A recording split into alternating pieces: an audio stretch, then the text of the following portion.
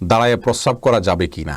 হ্যাঁ ভাই অপু, দাঁড়িয়ে পেশাব করা যাবে যদি আপনি দাঁড়িয়ে পেশাব করা আর প্রয়োজনীয়তা কখনো অনুভব করেন। কথার কথা, অনেক লোকজন আছেন যারা বসে পেশাব করলে পেশাব পরিষ্কার হয় না, ক্লিয়ার হয় না। পেশাব ক্লিয়ার করার ক্ষেত্রে প্রয়োজনে তাদেরকে দাঁড়িয়ে পেশাব করতে হয়। যদি এরকম হয় সেটা ভিন্ন কথা।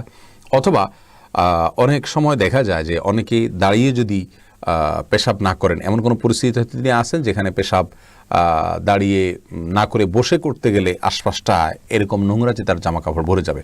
হয়তো টয়লেটের জায়গাটা খুব বেশি কনজাস্ট, তার ওয়ালে নিচে হয়তো ময়লা লেগে আছে, আমি বসতে গেলেই আমার জামা কাপড় নাপাক হতে পারে। এরকম যদি হয় তাহলে আমি দাঁড়িয়ে পেশাব করতে পারি, কোনো অসুবিধা নেই।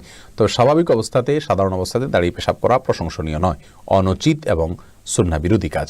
নবী সাল্লাল্লাহু আলাইহি সাল্লাম, বুখারীর বর্ণনায় আসছে যে তিনি আতা সুবাতাতা কওমিন ফাবালা কাইমান ওয়া তাওয়াদ্দা, তিনি একবার একটা ময়লার স্তূপের কোথাও কোনো জায়গা দিয়ে যাচ্ছেন বা সেখানে আসছেন, আসার পরে সেখানে পেশাব করেছেন দাঁড়িয়ে পেশাব করেছেন। নিশ্চয়ই জায়গাটা এত বেশি ময়লায় পরিপূর্ণ ছিল যে বসার মতো পরিবেশ ছিল না।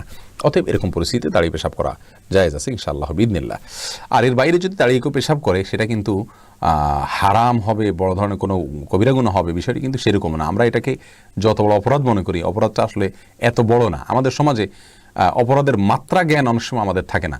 দাঁড়িয়ে পেশাব করলে মসজিদের আশেপাশে কোনো টয়লেটে তাকে যেভাবে আমরা হামলে পড়ি, এর চাইতে বড় অপরাধ করলেও দেখা যায় আমরা কিছু বলি না। অথচ দাঁড়িয়ে পেশাব করার বিষয়টা এরকম জঘন্য কোনো কিছু না। তবে হ্যাঁ, এটা অনুচিত, সন্দেহাতীতভাবে অনুচিত এবং এটা করা যাবে না বিনা কারণে।